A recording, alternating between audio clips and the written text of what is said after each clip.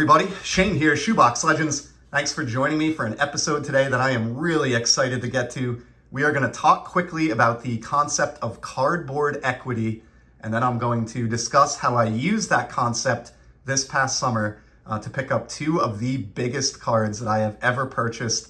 So excited to unveil both of these on the channel for the first time, and it was an example of me getting rid of a bunch of cards that are no longer a fit for my collection and using that equity that exists in my own collection through those sales to go out and get some cards that I otherwise couldn't dream of or would be well outside my budget. And I know that's something that in the past I've run into people who frown upon that or say that you're not a true collector if you're willing to sell your own cards. I vehemently disagree with that. I think buying singles and then later, selling those singles as your tastes change or your collecting preferences change, it's a great way to kind of manage and groom your collection over time. And in cases like we're going to see today, I think if you buy wisely over time, those cards don't really go down in value, and you can use them in the future as your tastes change to fund other cards for your collection. So what did I do here over this past summer? I added two cards to my AL Home Run Leaders collection. And this is a collection that I've been building for about 3 years now.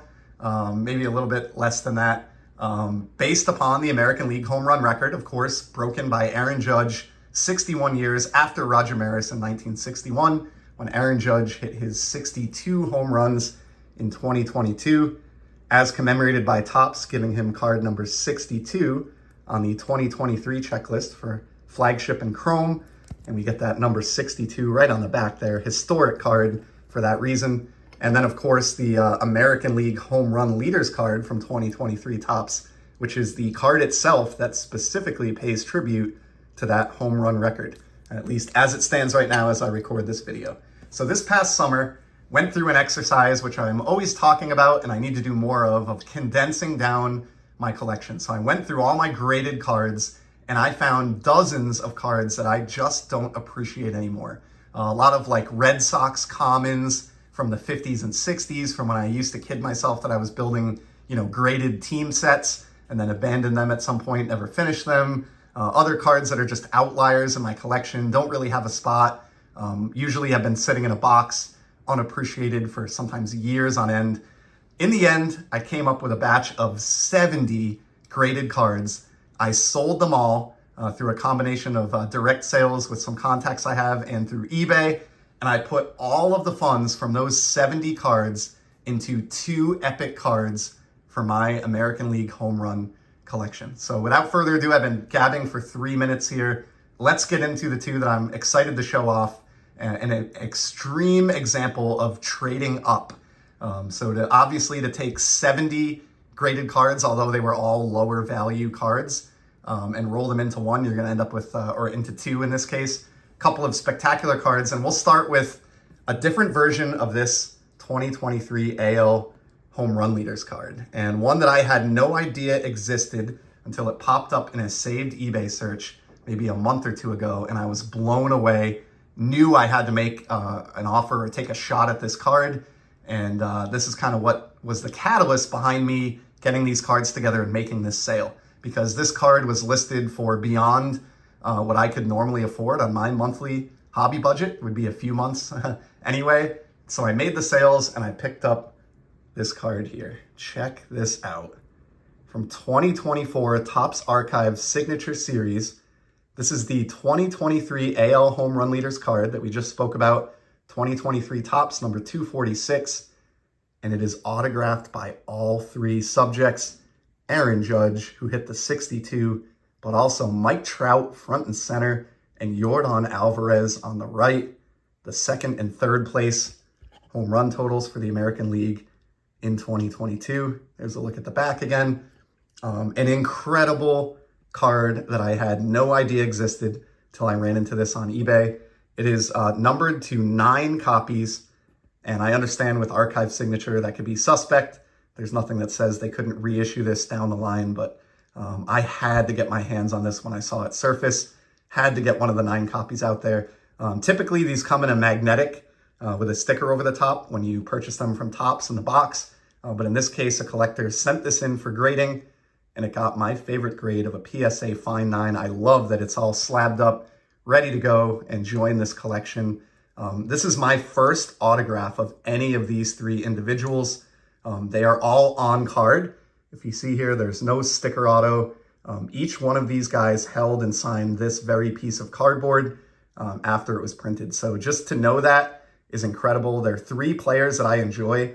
I've only lightly collected Yordan Alvarez, but he's having a sneaky good career. And there is a chance at the end of the day, nobody knows what the future holds, that all three subjects on this card will eventually become Major League Baseball Hall of Famers. I think Judge at this point is basically a lock, and I think Mike Trout is a lock already, and Yordan is on the path. And so a few more, seasons like he's had over the past few seasons, and I think it's a very real possibility. But I didn't buy this card to speculate. I bought this card to be an absolute cornerstone card for my American League home run record collection. I can't imagine a better version of this. I would rather have this triple auto than even like a one-of-one printing plate or anything else. I'm just blown away.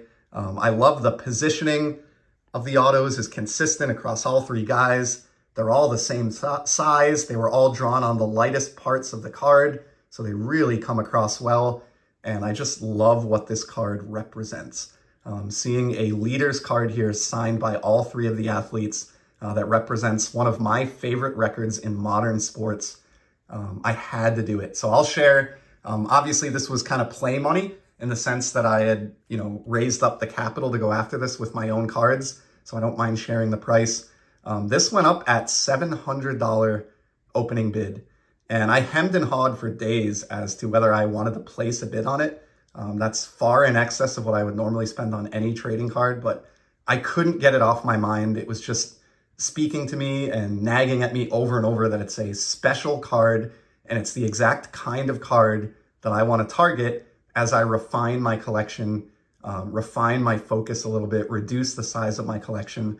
I would rather have fewer cards that look like this and that are this significant that I am going to take out and smile at and appreciate on a regular basis versus, those dozens of lower to mid graded cards that I bought in many cases 10 to 12 years ago that don't really have a place in my collection any longer. And aside from being happy with the two cards that I ended up with here, it was also a really nice mental relief just to ship 70 graded cards out the door. I filled an entire medium-sized flat rate priority mailbox with graded cards and bubble mailer, like right up to the brim. I don't think I could have fit another card in there. Probably weighed 25 pounds as it was going out the door. And it felt really good to shed all that from a mental perspective. I'm really learning that every card you keep in your collection, and the more you grow your collection, it comes with a tax, in storage and, mental capacity and your time and cataloging it. And so I'm really, really loving the idea of minimizing and trading into these two big cards. But if you thought that autograph was a special card, I think the next one I like even more. This was the more expensive of the two and the card that I spent most of my funds on. But I've long been a fan of, or for over a year now, the fact that Topps gave Judge card number 62 on the 2023 checklist. I thought that was just a great nod from the folks at Fanatics/Topps to recognize that, give him that card number 62 with the 62 on the back. And this gold refractor numbered to 50 up until now was probably my prized example of that card, and certainly one that I would include in my collection, my overall collection of 62 AL home run cards. But the card that I was able to acquire in this mega trade is now the number one card, the absolute cornerstone of this collection. And here it is. You've been patient enough to listen to me for 9 minutes. For the first time in my life, I purchased a Topps Chrome Superfractor 1/1. And you can see here the 1/1 is actually on the front of the card, just above the Yankees logo there. This is a monster modern card. And I know I'm going to probably get some folks in the comments who disagree that I would trade, precious graded vintage for a card like this. But if you saw the names of a lot of the players that I gave up, commons, and a lot of cards that probably have $15 to $20 value if I could even find a buyer for them at all. I don't miss them in the least, and this card is epic. As modern cards go, this is as good as it gets, if you ask me. If you're a collector of the American League home run race like I am, this card does probably a better job paying tribute to that than anything else that's been released. Certainly as good a job, again, being card number 62, the 62 home runs right on the back, the 1-of-1 Superfractor. And obviously 1-of-1s have been watered down in recent years. I'm the first one to admit that. This is the first Topps Chrome Superfractor that I've ever owned. I get it. Now they make Ben Baller and Sonic and a million other flavors, and they all have 1-of-1 Superfractors. But this is the one that I would want. Just Topps Chrome, the original set that goes all the way back to 96, the Superfractor, the 1-of-1. I think this is a sneaky, significant modern Aaron Judge card. And I don't think it matters what happens with him the rest of his career. That's one of the cool things about collecting the home run chase specifically.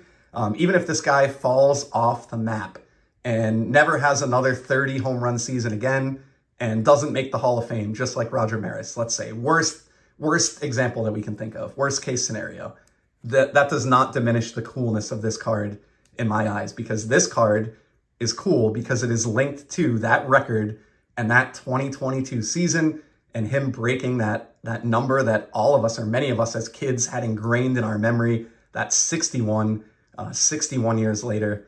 Nothing will ever take away from the significance or importance of that record being set. And so it's kind of unique in the respect, like I said, regardless of what happens, over the rest of his career, I don't feel like this is an example of me speculating. I bought this card because it is a just perfect fit for this aspect of my collection.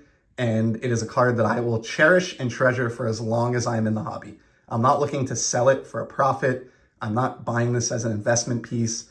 This was a case of me taking dozens of items that I had bought a long time ago that I was no longer appreciating and converting them into one absolute monster modern card. So I'm going to end it there. I feel like I'm kind of beating a dead horse. Long overdue in getting this up. And I know one person in particular was very anxious for me to show off that triple auto, which I'm sure you'll hear about soon. But for today, that's a wrap. I am just going to go back to staring at this.